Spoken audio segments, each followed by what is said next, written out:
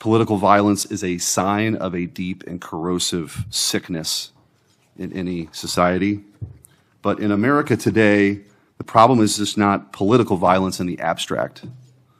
It is the specific kind of political violence which is overwhelmingly driven by a specific set of actors and groups. None of this emerged out of thin air.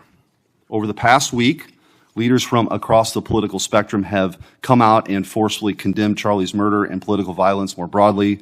For that, we're all very grateful. We should be grateful. There have been calls to unite and come together in the wake of Charlie's murder, and I want to do that. I do. Someday I pray that we can be united as a country again and go forward together as a one people and under one flag, but we are not united. Upstream from the dehumanization and demonizing political violence and rhetoric tearing apart our country is a divide on how we view America and Americans. Is America good? Is America evil? Is there something inherently special about Western civilization, or is this 2,000-year project rotten to the core? And if it is something worth fighting for, which I believe, how do we do it? With words and ideas like Charlie did, or with firebombs and assassins' bullets? Political violence is always wrong. Period, full stop. It doesn't matter which side, in the name of any ideology or cause, it's wrong. But in America today, political violence is not a problem that falls equally upon both sides. We have to be honest about this. We must reject an attempt to paint it as some kind of random phenomenon with no particular creed or ideology, a kind of spontaneous insanity, which takes place outside of any broader social context and has no pattern at all. That's wrong. So free speech, yes. Political violence, no. But we have to be honest about what's happening. Already, we're hearing people talk about Charlie's assassination in those terms. We're told that we can't possibly know what drove a killer to plan and carry out a murder of the most prominent conservative activist in America. But that's a lie. We do know. The facts are plain and clear, and we have to speak truth in this moment, or there's no other side of the mountain.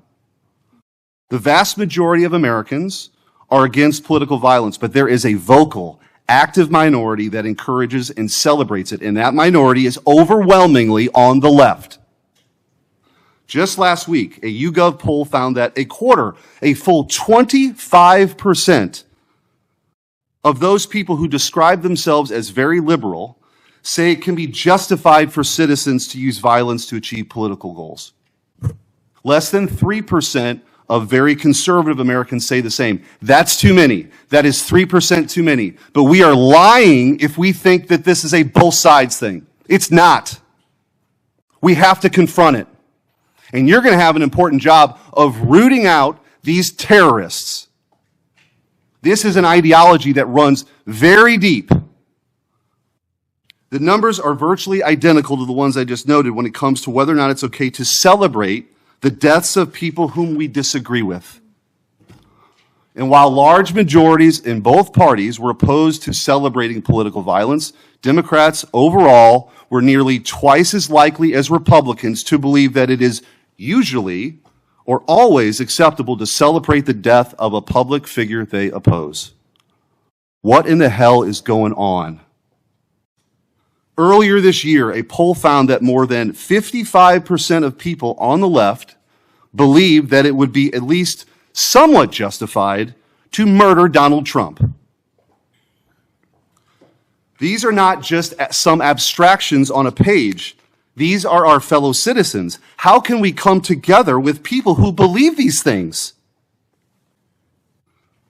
We've all seen the flood of posts on social media over the past week, not just a fringe few, but thousands upon thousands of people gleefully celebrating a father of two young children getting gunned down in broad daylight.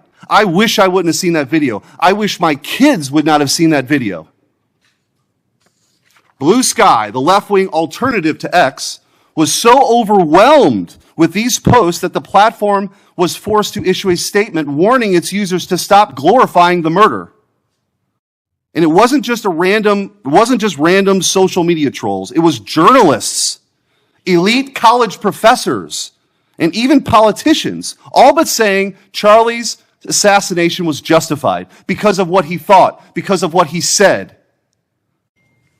We saw the flood of hit pieces, the most powerful media outlets in the nation dishonestly attacking and villainizing Charlie for the most vicious possible terms. How can you ask us to unite under that? There can be no unity between good and evil.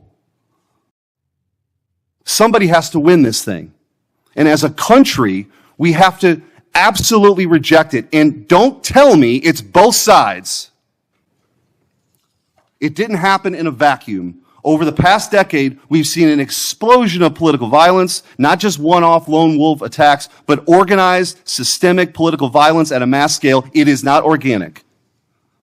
It is the offspring of a dark and clandestine system funded in part with our own tax dollars, winning with a large network of foundations, NGOs, activist organizations, and front groups.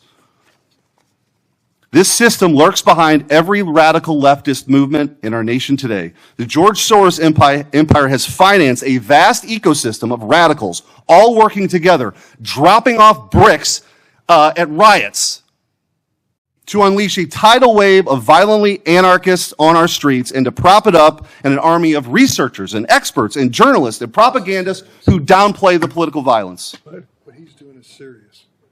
I'm going to ask you, because I don't have a ton of time. The opposite of what we should be doing as a committee.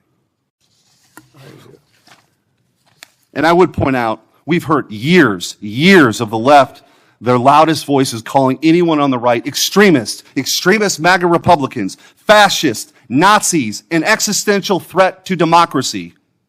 Check yourself. And don't give me this both sides bullshit. Mr. Director, I want to ask you. Tell me if each one of the following perpetrators or alleged perpetrators were acting from a left-wing or right-wing political violence. The man who tried to kill Republican congressman at the congressional baseball practice, nearly killing House Majority Leader Steve Scalise. Left-wing or right-wing violence? Sir, I believe it was a left-wing ideology. Okay. Burned down cities during the Summer of Love in the George Floyd riots. Left-wing violence or right-wing violence? Sir, I'll rely on you on these. I don't have off the top of my head. I'm sorry. Okay. Left-wing.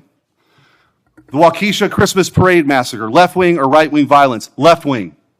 The Lee Zeldin stabbing attempt. Left-wing or right-wing? Left-wing. The Covenant school shooting in Nashville. Left-wing or right-wing? Left-wing. The Butler, Pennsylvania assassination attempt on President Trump. Left-wing or right-wing? Left-wing. The Trump International West Palm Beach assassination attempt. Left-wing. The Abundant Life Christian school shooting. Left-wing. The United Care CEO's murder, left wing. Tesla's burned, keyed, damaged, firebombed, left wing. The murders at the Israeli embassy, left wing. The ICE facilities firebombed, left wing. The Minnesota Catholic school shooting, left wing. The anti-white Charlotte and North Carolina stabbing, left wing. The attempted Utah News State firebombing, left wing. And now, of course, the culmination of this vile trend, a left-wing assassination of Charlie Kirk. So don't give me this both sides. If we want to get to unity, let's be honest. Let's be honest. Free speech, yes. Political violence, no. But let's be honest.